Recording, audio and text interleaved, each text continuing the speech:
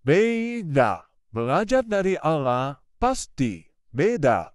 Lepaskan pengampunan. Ada begitu banyak orang yang tidak dapat mengampuni karena sakit hati. Ia telah disakiti hatinya berulang kali, dibohongin berkali-kali, ditipu ataupun dihina terus-menerus, sehingga sulit sekali rasanya ketika kita mengalaminya. Ada beberapa nasihat dari firman Tuhan untuk melepaskan pengampunan dan bebas dari sakit hati. Cerdaslah dalam beriman dan temukan kebenarannya. Yang pertama, ini yang Tuhan nyatakan. Orang yang sakit hati seperti orang yang menyimpan duri di dalam hati.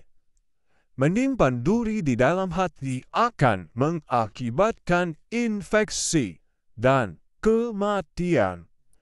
Jadi, saya ulang sekali lagi, orang yang sakit hati seperti orang yang menyimpan duri di dalam hati. Ya, tentu akan terluka. Dan jika dibiarkan, ini akan mengakibatkan infeksi dan kematian. Roma 12 ayat 18, sedapat-dapatnya kalau hal itu bergantung padamu, hiduplah dalam perdamaian dengan semua orang.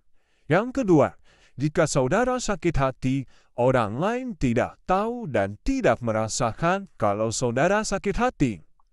Sendirilah, diri kita sendirilah yang akan merasakannya, dan ini yang akan merugikan diri kita tentunya. Yang ketiga, iblis akan menanamkan kebencian dan dendam.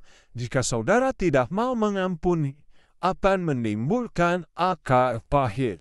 Ibrani 12 ayat 15. Yang keempat, orang yang sakit hati, biasanya kata-katanya yang keluar juga akan menyakiti hati orang lain.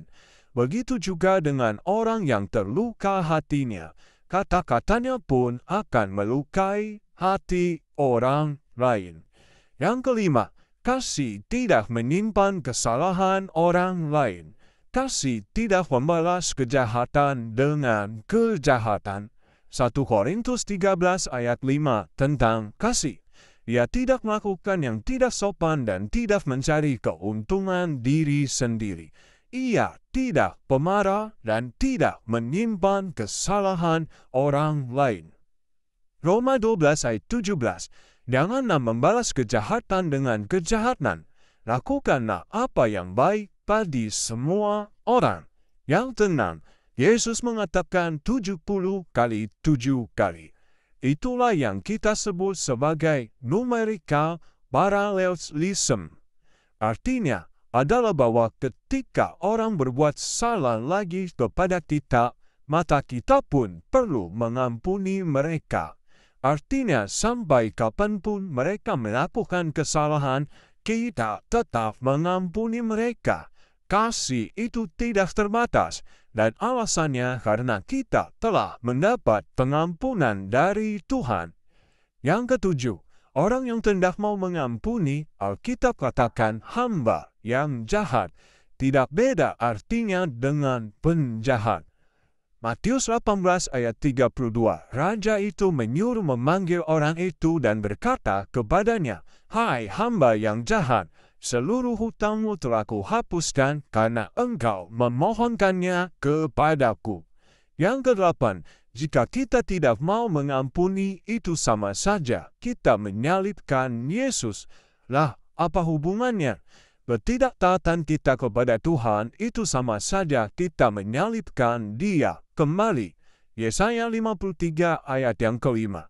Tetapi dia tertikam oleh karena pemberontakan kita. Dia diremukkan oleh karena kejahatan kita. Ganjaran yang mendatangkan keselamatan bagi kita ditimpakan kepadanya, dan oleh bilur-bilurnya kita menjadi sembuh. Kalau kita tidak mengampuni, itu adalah suatu hal yang jahat di mata Tuhan, dan itu salah satu bentuk kejahatan menurut Alkitab. Yang kesembilan, jika kita tidak mau mengampuni, Tuhan tidak akan mengampuni kita. Dosa-dosa lain Tuhan ampuni.